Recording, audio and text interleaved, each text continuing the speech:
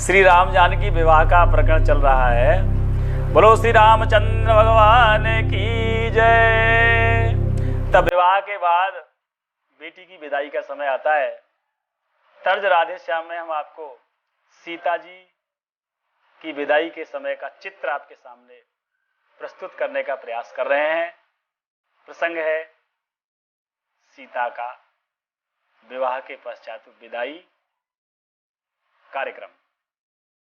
चला चली के समय जब व्याकुल था रनिवास, माँ की प्यारी लाडली आई माँ के पास।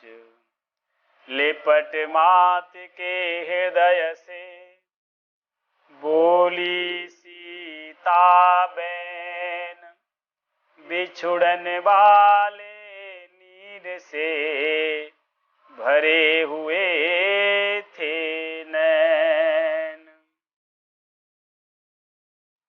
कोई भी हो, विदाई बिछुड़ना निश्चित रूप से हृदय को द्रवित करने वाला समय होता है। और जहां माँ बेटी की बात हो तो वो बहुत ज्यादा ही पीड़ादायक हो जाता है वो क्षण जब एक बेटी अपनी माँ से विदा लेती है। उन्हीं स्वरों में सजल हो बोल उठी वह मात, कहीं विदा के समय भी कुछ शिक्षा की बात। तो माता अपनी बेटी के लिए क्या शिक्षा देती है? ना रो मेरी लाडली री, नैनों से भरे नीर, जापति की पूजा करियो, सास ससुर की सेवा करियो, ये सीखो मेरी लाडोरी, धारण करे और धीर, नयन में मति भरो तुम नीर। दुख अपने सिर पर सहियो, औरों को सुख पहुँचइयो, यों रहियो मेरी लाडोरी, हो कर उदार गंभीर।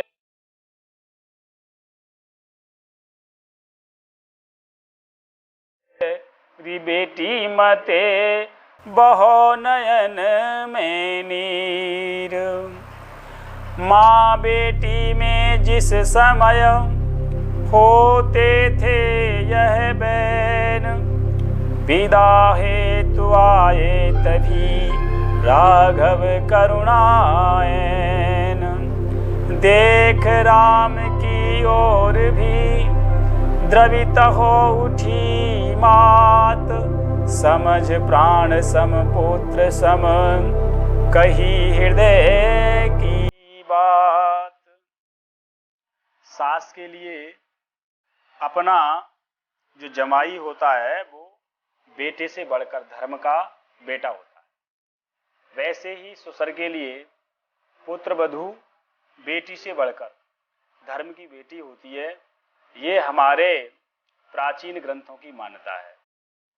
तो हमें समाज में इन ग्रंथों को पढ़ने सुनने से ये शिक्षा लेनी चाहिए कि घरों में जो कलह विषाद होते हैं, बेटी को अलग, बहू को अलग, बेटा को अलग, मेहमान को अलग, इस दृष्टि से हम देखने लग जाते हैं तो विकृतियां पैदा होती हैं और परिवार टूटते हैं, समाज टूटता है।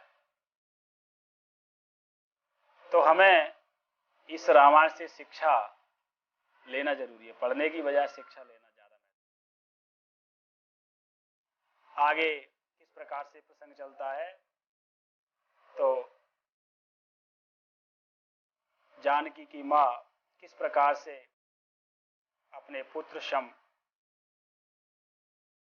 जमाई के लिए शब्द कहती हैं।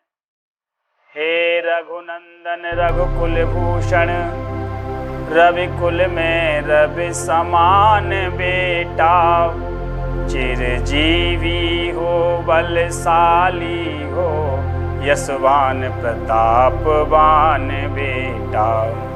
उस दिवस अग्नि को साक्षी कर अर्पण की मैंने सुता तुम्हें। पंचों में कर विधि सहित दान दी थी यह प्यारी सिया तुम्हें। पर आज तुम्हारे चरणों पर राघव में इसे गिराती हूँ। यह हाथ तुम्हारे हाथों देती हूँ या पकड़ाती हूँ। टहलुई समझ कर सदा इसे हे राम दया करते रहना।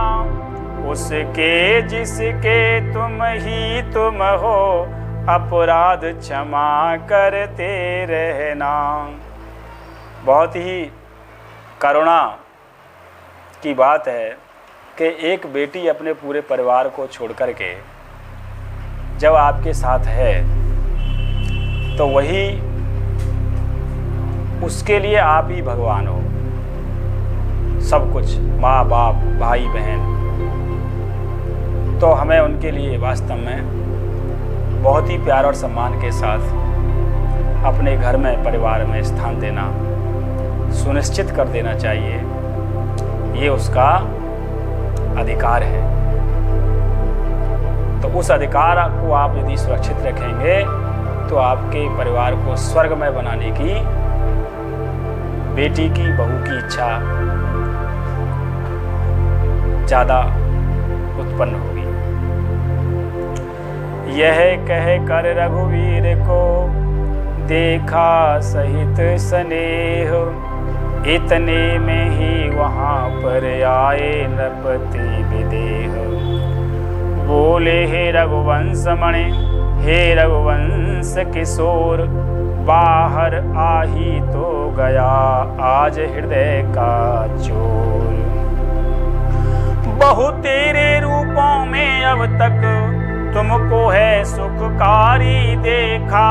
पर आज खुल गए दिव्य नेत्र वह रूप चमत्कारी देखा। अनुभव यह होता है मानो प्रत्यक्ष ब्रह्म दर्शाया है। आत्मा ने माया को देकर परमात्मा अपना पाया है।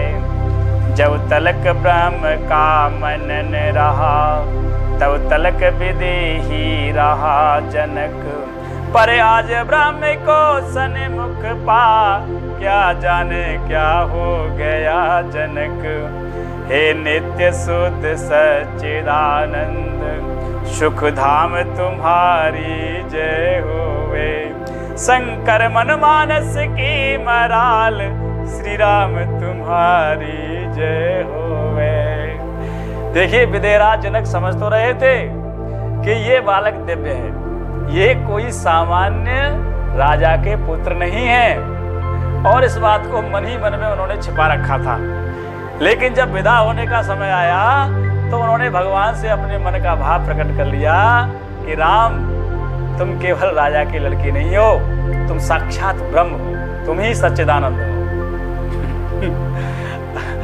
अब ज्ञानी ते ज्ञानी मिले कहे ज्ञान की बात। तो इस बात को सुन करके राम अपने हृदय में मन में थोड़े से मुस्कुराए। मुस्काए यह वाक्य सुन मन ही मन रघुनाथ। नैन झुके थे प्रथम ही झुका दिया अब माथ। आत्मा का परमात्मा से साक्षात्कार भी हो गया। आत्मरूप ब्रह्मज्ञानी महाराज जनक को जब ब्रह्म सच्चिदानंद भगवान श्री राम का दर्शन हुआ, अपने मन की बात कह दी, तो आत्मा का परमात्मा से मिलन हो गया और यहाँ फिर आनंद की पराकाष्ठा हो गई। और आनंद के बाद विदाई। विदा हुए बधुओं सहित चारों राजकुमार। दाज था उस समय भी विविध प्रकारे अपार। देखिए, दहेज देने की प्रथा प्रारंभ से ही चल रही है, लेकिन सामर्थ्य और आवश्यकता के अनुकूल ही हमें दहेज आदि की व्यवस्था को स्वीकार करना चाहिए। इसमें जोर जबरदस्ती होने पर रिश्ते टूटते ज़्यादा हैं। आज की कथा यहीं पर समापन होती है। आप सबने सुना। बोलो श्री रामचंद्र भगवान की जय।